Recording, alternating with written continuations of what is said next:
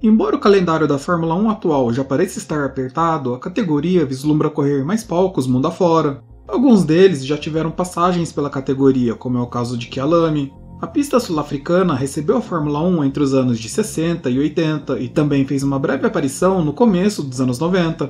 O traçado atual pouco lembra a versão antiga do circuito, que era adorado pelos pilotos e foi palco de grandes corridas e igualmente de grandes perdas. Durante o período pós-guerra, um grupo de entusiastas locais teve a ideia de construir um circuito perto de Joanesburgo. Ele serviria como alternativa para o Grand Central Circuit e para o East London Circuit e, de quebra, ajudaria a aumentar o interesse local pelas corridas. Um dos principais pilotos sul-africanos, Alex Blignaut, estudou a viabilidade da nova pista, incluindo os gastos com construção e retornos. Inicialmente, a cidade de Alberton foi escolhida, mas novas propostas foram surgindo com o tempo e travaram o projeto. O prefeito de Joanesburgo, Dave Marais, então propôs uma reunião em janeiro de 1961 com o South African Motor Racing Club e nela, Kyalami foi escolhida para ser o local da nova pista. Para levar à frente o projeto, o clube conseguiu vários acordos de patrocínio e a construção teve início com Basie Reed supervisionando o projeto. Com a ajuda da Shell, que forneceu um estudo sobre os principais circuitos do mundo, Reed deu atenção extra à superfície da pista e à capacidade de visão dos espectadores presentes. O layout escolhido colocava a reta principal em uma encosta, e uma sequência de curvas rápidas era cortada por uma curva mais lenta. Com essas características, Kyalami tinha tudo para ser um circuito muito rápido. Localizada a 24 km do centro de Joanesburgo, a pista teve sua construção concluída 9 meses após a reunião do clube, em outubro. Os primeiros eventos foram realizados já no mês seguinte, com Kyalami sediando o Rand Spring Trophy e uma corrida de 9 horas. A preocupação de Reed com a visibilidade foi sentida com o circuito pronto. Os espectadores presentes tinham, em sua maior parte, um campo de visão de até 2/3 do circuito. Nos anos que se seguiram, o local recebeu melhorias, como a construção de arquibancadas cobertas, e rapidamente se tornou o principal traçado da África do Sul. Com o sucesso alcançado, não demorou muito para que a Fórmula 1 voltasse as suas atenções para a pista. O GP sul-africano estava sendo disputado desde 1962 em East London, e após uma visita do CSI, o circuito foi considerado para receber a corrida, desde que algumas adequações fossem realizadas, como alargamento. O clube de automobilismo aproveitou a oportunidade e decidiu levar a cabo uma reforma ainda mais extensa, incluindo o remodelamento do paddock e o realocamento de algumas arquibancadas. Com todas as adequações concluídas, a pista rapidamente se tornou a favorita, tanto entre equipes quanto pilotos.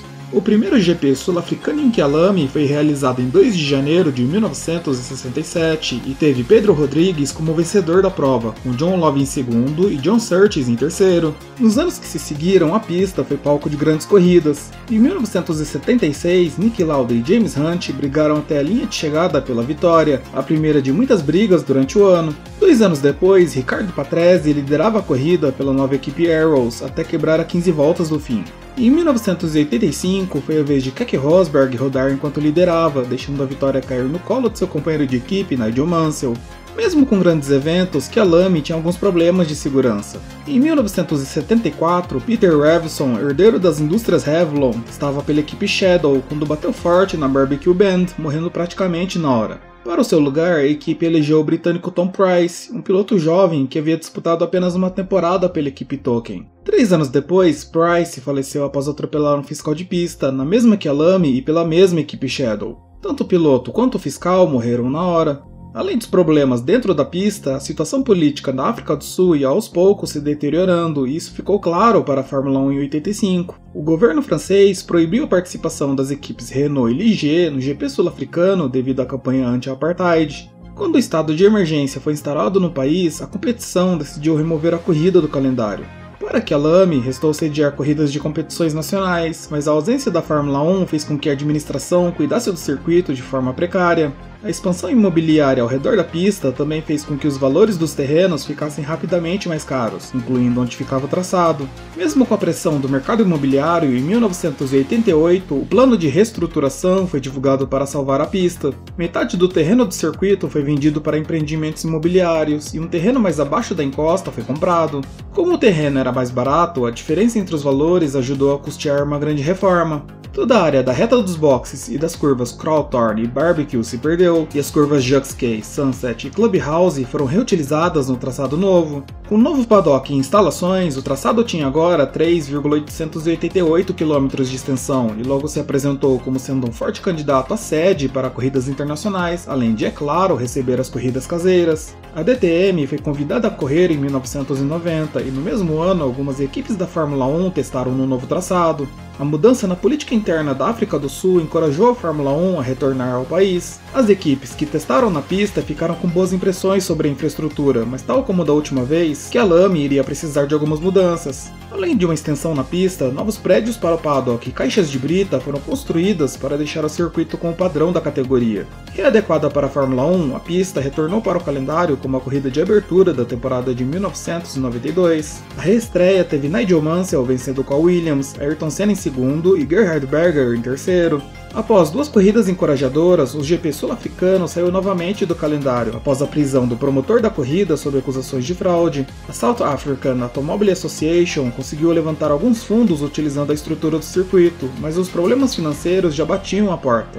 A curva Kink foi levemente modificada e Kyalami permaneceu sediando corridas nacionais até o fim dos anos 90, quando a economia do país se fortaleceu. Em 1998, a World Superbike Series correu na pista pela primeira vez e reabriu o circuito sul-africano para provas de categorias internacionais. Em 2005, por sua vez, a extinta Grand Prix Masters também correu no traçado, e no fim dos anos 2000, uma série de eventos foram agendados pelo governo na tentativa de aumentar o turismo da região. A A1GP chegou a correr em Kyalami, mas após 2 anos, a crise econômica global obrigou o governo a encerrar as tentativas de atrair as corridas de fora. Devido ao encerramento precoce, multas foram pagas para a FG Sport devido ao cancelamento dos eventos da World Superbike Series e da Superstar Series. Ao mesmo tempo, a A1GP encerrava suas atividades e, portanto, não correria mais lá.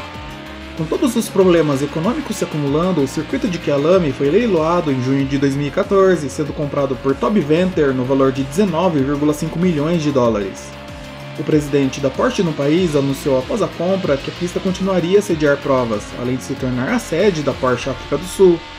No ano seguinte, uma grande reforma no valor de 100 milhões de dólares renovou toda a estrutura do circuito, incluindo arquibancadas, área do paddock, áreas de recepção e infraestrutura do público, entre outros. Com a mudança, o traçado recebeu certificação de grau 2 da FIA, ficando a um passo necessário para receber a Fórmula 1. Atualmente, Kyalami é o circuito africano com a maior certificação FIA entre todos do continente.